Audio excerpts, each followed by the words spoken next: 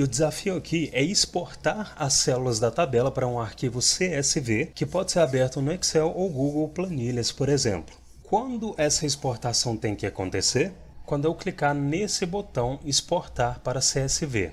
Então a primeira coisa que eu vou fazer para que uma ação seja executada quando o botão for clicado é adicionar um listener de evento nesse botão. E para fazer isso, primeiro eu preciso obter a referência do botão. Se eu inspecionar ele, eu vejo que ele tem um Data.js Export Table Button, que eu acabei de copiar, e para armazenar a referência dele aqui no meu app.js, eu vou inserir uma const export btn, que recebe document.query.selector, que recebe uma string com o seletor CSS do Data.js, e se aqui abaixo eu inserir um console.log, que recebe o export btn, eu vejo no console a referência do botão. Para adicionar um listener de evento nesse botão, antes do console.log, eu vou invocar exportbtn.addEventListener e para exibir a referência do botão no console quando o botão for clicado, eu vou inserir que o tipo de evento é um click, porque esse elemento não é um button dentro de um form, então não faz sentido eu especificar um event submit aqui. Vou inserir uma função de callback e dentro dessa função eu vou inserir o console.log. Se eu clicar no botão, como ele é um link e não um button dentro de um form, o browser não tentou recarregar a página e o console.log foi executado exibindo a referência do botão. Meu próximo passo é gerar uma string CSV. Como que é uma string CSV? É desse jeito aqui. Cada linha dessa string contém os dados de cada linha da tabela, em que os conteúdos de cada célula são separados por vírgula. Tanto que CSV é uma sigla para Comma Separated Values. Como que eu vou gerar essa string? Eu preciso, de alguma forma, obter o conteúdo dessa tabela. Se eu inspecionar a tabela, eu vejo que, como qualquer tabela HTML, dentro da T-Head e da T-Body, eu tenho as TR, as Table Rows. Se eu quero que a minha string CSV tenha o conteúdo dessas linhas, meu primeiro passo para gerar essa string vai ser obter as referências das linhas da tabela. Para obter essas referências, acima da Export Button, eu vou inserir uma const table rows, que recebe document.query.selector.all, que recebe tr, e se nesse console.log eu inserir table rows, quando eu clico no botão, um node list com as tr é exibido. E se eu investigar esse node list, quando eu repouso o mouse sobre os tr do node list, eu vejo destacada na tela a tr sobre a qual eu estou repousando o mouse. Então agora que eu obtive as linhas da tabela, como que eu vou obter cada célula da linha?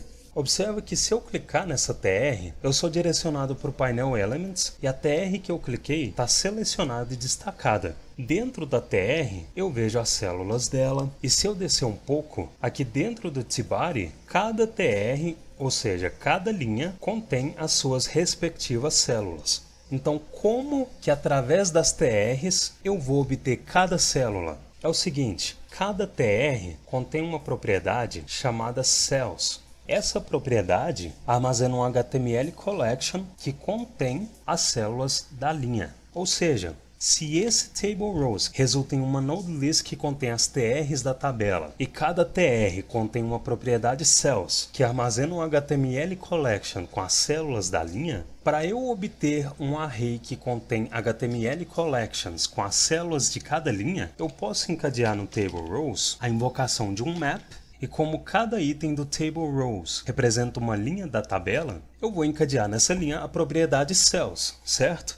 Só que se eu simplesmente encadear no Table Rows a invocação de um map, que recebe uma função com o parâmetro row, e para obter as células de cada linha, eu retornar o resultado de row.cells, como row representa uma linha da tabela, e com a propriedade cells eu estou obtendo as células dessa linha, como a propriedade cells armazena um HTML collection que contém as células da linha, a cada execução dessa função, um HTML collection que contém as células da linha vai ser inserido no array que o map está gerando. Então a expectativa aqui é que o map gere um array de HTML collections. Só que se eu clicar no botão, é lançado um type error dizendo que tableRows.map is not a function. Se eu clicar na linha do erro, eu vejo que o erro aconteceu quando eu tentei executar um map no tableRows. Então, se o erro aconteceu quando eu tentei executar o map no table rows e a mensagem do erro diz que map is not a function. O que eu concluo disso é que o map não pode ser executado no table rows. No table rows. Mas por que não pode ser executado? É o seguinte, se acima desse console.log eu executar um console.log que recebe table rows, se eu clicar no botão, eu vejo que table rows é um node list. E map não pode ser executado em node list porque map é um método de array e node list não é array. Node list é um array-like. Parece que é array, mas não é. Então, para eu executar um map nesse caso, eu vou ter que converter esse node list para array. Como que eu faço isso? Tem no mínimo duas formas de fazer isso. A primeira é criando um novo array e através do spread operator espalhar as propriedades do table rows dentro do array. Se eu clicar no botão, eu vejo que agora os TRs foram espalhados dentro de um array. E uma outra forma de converter o table rows em array é usando o método from do constructor array. Então, se eu remover o array e o spread operator e invocar array.from, que recebe table rows, quando eu clico no botão, um array é gerado. Roger, qual das duas formas eu devo usar? Qualquer uma das formas que você usar vai alcançar o resultado que você quer. Mas nesse caso, como eu quero deixar explícito que eu estou convertendo um array-like em array, eu tendo a usar array_from por causa da legibilidade dele, nesse caso em que eu quero deixar explícito que eu estou fazendo uma conversão. Então, se eu remover esse console.log e ao invés de encadear o map no table rows, eu invocar array.from, que recebe table rows, como agora o map foi invocado em um array, a expectativa é que eu obtenha um array que contém HTML collections com as células de cada linha da tabela. Se eu clicar no botão, um array de HTML collections foi gerado e esses HTML collections contêm as células de cada linha da tabela. Só que agora eu preciso obter o conteúdo de cada uma dessas células, ou seja, o texto de cada célula. Como que eu vou fazer isso? Olha só, se cada item desse array é um HTML collection que contém as células da tabela, para obter o texto dessas células, eu vou ter que percorrer cada um desses HTML collection. Se cada um desses HTML collection é um item que o callback do map adicionou no array que o map estava gerando, isso significa que essa expressão row.cells representa cada HTML collection que eu vou ter que percorrer para acessar o texto das células de cada linha. Então, para percorrer cada célula e obter um array com o texto delas, eu vou encadear a invocação de um map, lembrando que row.cells resulta em um HTML collection, que é um array-like, e o map é um método de array, então eu vou invocar array.from, que recebe HTML collection, e como o callback do map vai receber no primeiro argumento uma célula, ou seja, um TH ou um TD, eu vou nomear esse parâmetro como cell e vou fazer a função retornar o resultado de cell.textContent. Se eu clicar no botão, dessa vez eu obtenho um array de arrays e cada array contém o texto das células de uma das linhas da tabela. Agora, o meu objetivo vai ser transformar cada array desse em uma string. Ou seja, eu quero gerar um array de strings. E cada string desse array deve conter os textos das células separados por vírgula. Como que eu transformo um array em string? Eu uso o método join. Mas antes de usar o join, eu vou quebrar essa expressão para a linha abaixo, também vou quebrar as invocações do map, vou indentar esse segundo map, porque ele é um map dentro de outro map, só para a gente sacar melhor o que está acontecendo. Daqui a pouco eu vou refatorar esse código. Se essa expressão está gerando cada array que contém os textos de cada célula, para eu transformar esses arrays em strings, eu vou encadear nessa expressão a invocação do join, que recebe uma vírgula. O que eu estou dizendo aqui? Eu estou dizendo que os itens do array que essa expressão está gerando vão ser concatenados em uma string e o separador entre eles vai ser uma vírgula. Quando o join não recebe um argumento, por padrão ele usa uma vírgula para separar os itens. Mas como eu quero deixar explícito que o separador dos itens vai ser uma vírgula, eu especifico essa vírgula aqui. Então, ao invés de ver um array de arrays, a minha expectativa agora é ver um array de strings em que cada string contém os textos das células separados por vírgula. Se eu clicar no botão, eu vejo um array de strings em que a primeira string desse array contém, separados por vírgulas, os textos das células da primeira linha da tabela, a segunda linha do array contém, separados por vírgulas, os textos das células da segunda linha da tabela e assim por diante. Agora, para transformar esse array em uma string CSV, eu preciso executar só mais um passo. Que passo é esse? Eu preciso transformar esse array de strings em uma só string, mas tem que existir uma quebra de linha entre essas strings, porque cada string é uma linha da minha tabela CSV. Para fazer isso, como eu quero transformar o array que essa expressão está gerando em string, eu vou encadear nessa expressão a invocação de um join, e só de fazer isso, se eu clicar no botão, eu vejo a string, e como o join usa automaticamente uma vírgula para separar os itens do array, os separadores entre os itens do array são uma vírgula. Só que ao invés de vírgula, eu preciso quebrar linha entre os itens do array. Como que eu quebro linha? Aqui no argumento do join, eu vou inserir um caractere especial de quebra de linha, que é o barra invertida n. Essa string CSV poderia ser gerada com reduce? Poderia, só que nesse caso, o código fica menos complicado usando o map. É por isso que eu escolhi usar o map nesse caso. Se eu clicar no botão, agora eu tenho uma string CSV, ou seja, uma string que separa por vírgula os valores de cada célula e que contém as quebras das linhas. Então agora que eu gerei a string CSV, quando esse botão for clicado, eu preciso que a janela de download de um arquivo .csv que contém essa string com os dados da tabela seja exibida. Como que eu vou fazer isso? Primeiro, para organizar esse código antes de refatorar, eu vou remover esse console.log, vou declarar uma const csv string que armazena essa string e é isso. Agora, para exportar um CSV com essa string, aqui abaixo eu vou precisar inserir dois atributos no botão. O primeiro é um href, então export btn.setAttribute, e depois que eu consertar esse nome, ele vai receber href e o valor desse atributo vai ser uma template string, e essa template string vai conter um data URL. O que é isso? É um tipo de URL que permite que eu incorpore arquivos embutidos no meu HTML. E é por isso que eu usei uma tag A no HTML ao invés de usar um button, porque é a tag A que permite eu criar links para outros documentos. Você não precisa decorar essa URL não, tá? Eu só vou explicar por cima como que ela vai funcionar. Como eu quero que o meu arquivo seja um CSV, eu vou inserir data, text, /csv, charset, recebe UTF-8. Esse charset UTF-8 é só para configurar o conjunto de caracteres do CSV para UTF-8, que é o padrão de codificação de caracteres que suporta acentuação em caracteres. Agora, para inserir o conteúdo do CSV, eu vou inserir uma vírgula e vou inserir uma interpolação, porque dentro dessa interpolação eu posso invocar um método do Windows chamado encodeURIComponent. O que esse método faz? Ele codifica uma string. Como assim? Esse método permite que eu insira como argumento uma string que contém caracteres especiais, e os caracteres especiais dessa string vão ser convertidos para a representação desses caracteres em UTF-8. O que é UTF-8? É um conjunto de caracteres que suporta caracteres especiais. Então por que eu preciso invocar esse método?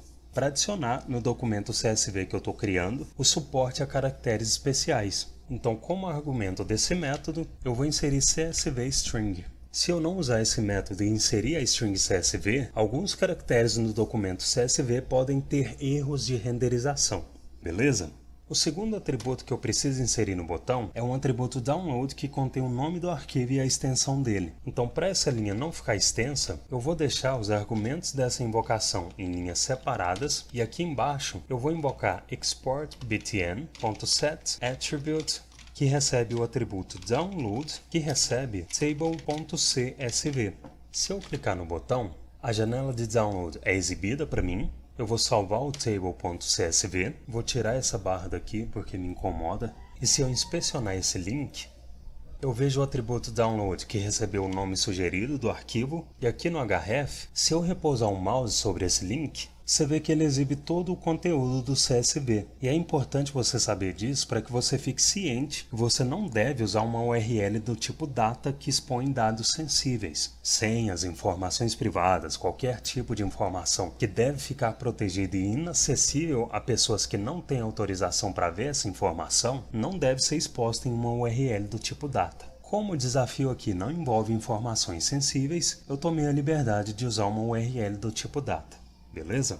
Então agora que eu baixei a tabela, eu vou fazer um corte para o arquivo dela já subido para o meu Drive. Então aqui abaixo eu tenho table.csv. Se eu clicar 2 vezes no arquivo, aqui em cima eu tenho a opção de abrir com planilhas Google. Vou clicar nesse link. E está aqui a minha tabela no Google Planilhas com a mesma formatação que ela tinha no HTML. Para organizar o tamanho das colunas, se eu clicar nessa primeira coluna, segurar Shift, clicar na última coluna, clicar com o botão direito, selecionar Redimensionar colunas A a D, quando eu seleciono Ajustar aos dados e clico em OK, eu vejo as informações da tabela sem nenhum erro de renderização de caracteres, inclusive nesses caracteres especiais, como o C cedilha, o A com til e a hash. Então agora que o código funcionou, eu vou identificar algumas oportunidades de melhoria nesse código. E eu vou começar eliminando funções anônimas. Por que eu vou eliminar funções anônimas? Por 2 razões. Primeira, para que meu código fique mais legível. Afinal, quando eu atribuo uma função para uma const, eu estou deixando explícito no código qual ação a função está fazendo. E segundo, para que o nome da função seja exibido em um momento de debug, caso a função lance um erro. Então, acima desse listener de evento, eu vou inserir uma const que vai armazenar esse callback que deve ser executado quando um clique no botão acontecer. Qual o principal critério que eu vou usar para nomear essa const? Eu vou deixar explícito o que a função que ela armazena está fazendo. E nesse caso é mais simples nomear porque essa função é bem específica. Tudo que essa função faz aqui dentro tem um só objetivo principal, que é exportar a tabela. Então eu vou nomear a função como export table, simples assim. Então export table recebe essa função de callback e eu vou só referenciar a export table como argumento do listener de evento. Só de fazer isso, a leitura dessa linha ficou mais legível e mais rápida, porque quando eu bato o olho nessa linha, ao invés de ter que ler toda a função para descobrir o que ela está fazendo, eu vejo que ao clicar nesse botão, essa função que exporta a tabela vai ser executada. Observa que ainda tem 2 funções anônimas nesse código, que são essas 2 funções de callback dos maps. Só que aqui tem um detalhe que eu quero que você fique atento, que é a ordem de refatorações específicas de um código. E gente, o alarme disparou lá fora, mas foca aqui comigo, ó. Presta atenção. Nem sempre vai ser viável você refatorar só um aspecto do código e depois partir para outro. Você viu que eu acabei de refatorar uma função me baseando no princípio que eu não queria que ela fosse anônima. E eu poderia continuar a minha refatoração me baseando nesse princípio de não deixar funções anônimas no código para depois começar a olhar outros princípios. Só que nem sempre isso é viável. Por quê? É o seguinte, para eu começar a refatorar essa expressão, eu não vou começar eliminando essas funções anônimas. Ao invés disso, para continuar a refatoração, eu vou aplicar um outro princípio, que é o princípio de que uma função deve fazer uma única coisa. E eu não sei se você sacou, mas a eliminação desse callback anônimo também envolveu o princípio de uma função ter responsabilidade única. Porque quando eu nomeio uma função, eu vou me forçar a fazer a função executar só o que o nome dela diz que ela vai executar. E por que eu vou aplicar o princípio de uma função ter uma única responsabilidade agora, ao invés de continuar refatorando as funções anônimas? Porque dentro da export table existem códigos que estão fazendo outras coisas que não condizem com o nome dela. O código que essa expressão está executando não está exportando a tabela. Esse código está só gerando uma string CSV. Então, até para eu ter mais facilidade de nomear as ações que essas funções de callback dos maps estão fazendo, primeiro eu vou criar uma função que contém esse código que gera uma string CSV. Depois disso eu continuo a eliminação das funções anônimas. Então aqui acima eu vou inserir uma const create CSV string que recebe uma função que retorna o resultado dessa expressão que a CSV string estava armazenando. Vou pressionar Ctrl K e F para indentar o código e para a const CSV string continuar armazenando a string CSV, eu vou fazer ela armazenar o retorno da invocação da create CSV string. Se abaixo dessa const eu invocar um console.log que recebe CSV string, se eu clicar no botão, o código continua funcionando e a string CSV é exibida. Então agora sim eu vou voltar a eliminar as funções anônimas do código. Se eu fosse nomear esses callbacks dos maps aqui dentro da create CSV string, eu teria que declarar consts e eu teria que inserir blocos nessa função. E eu não vou fazer isso. Eu prefiro deixar essa função mais concisa sem ter que inserir a palavra-chave return e os blocos. Então eu vou declarar aqui em cima as consts que vão armazenar esses callbacks. O que essa função está fazendo? ela está gerando uma string com os itens do array separados por vírgula. Então, eu posso nomear essa const como getString_with, comas, que recebe esse callback do map, vou indentar o callback e vou referenciar ele como argumento do map. Vamos ver se o código continua funcionando? Se eu clicar no botão, a janela para download continua sendo exibida e a string CSV também. E para não deixar essa última função de callback como função anônima, como ela obtém o texto das células, aqui acima eu vou inserir uma const getCellsText, text, que recebe essa função de callback e vou referenciar a getCellsText, que na verdade tem que ser cells no plural. E antes de testar outra vez o código, para eliminar essa sintaxe de objeto ponto nos callbacks, eu posso fazer um destructuring nesses parâmetros das funções. Então vou selecionar essas duas arrows com Ctrl D, vou segurar Ctrl Shift para selecionar os parâmetros e inserir uma expressão de destructuring neles, vou copiar text content, eliminar cell ponto e colar a text content na expressão de destructuring e vou fazer o mesmo nessa outra função de callback. Se eu clicar no botão, o código continua funcionando normalmente, então meu refactoring até aqui não quebrou a aplicação. Então agora que eu cuidei da string CSV, eu vou remover esse console.log e ao invés de deixar esse amontoado de método e string aqui, se eu encapsular esse código em uma função, eu posso invocar essa função aqui. A invocação da função vai deixar explícito o que esse código faz, isso vai deixar o meu código mais legível e como esse código só está setando o download do CSV, a função que encapsula esse código naturalmente vai ser uma função de única responsabilidade. Então, para criar essa função, aqui acima eu vou inserir const set CSV download, que é o que no fim das contas esse código está fazendo, recebe uma função que contém esse código que seta os atributos no botão, e para essa string CSV ser recebida na invocação desse método, eu vou inserir um parâmetro que recebe essa string, vou invocar a CSV download dentro da export table e vou inserir CSV string como argumento da invocação. E antes de testar novamente, para deixar esse argumento mais legível, eu vou armazenar essa string em uma const. Então aqui em cima eu vou inserir const CSV URI. Como CSV e URI são siglas, essa const vai ter todas as letras maiúsculas. Mas o que é URI?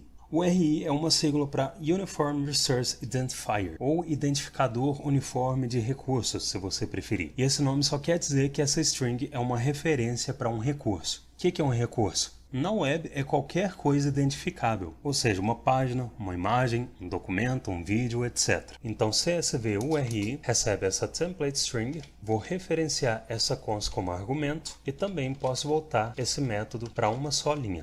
Feito isso, se eu clicar no botão, a janela de download é exibida, vou fazer o download substituindo esse arquivo que já existe, vou tirar esse negócio daqui que me irrita, fiz o upload de novo para o Drive, vou abrir ele com planilhas Google e se eu redimensionar essas colunas, eu vejo que a tabela foi exportada sem problema algum. Então essa é uma forma de você, em uma aplicação web com JavaScript puro, converter uma tabela HTML para um arquivo CSV que pode ser aberto no Excel, no Planilhas Google ou em qualquer outro software que trabalhe com CSV.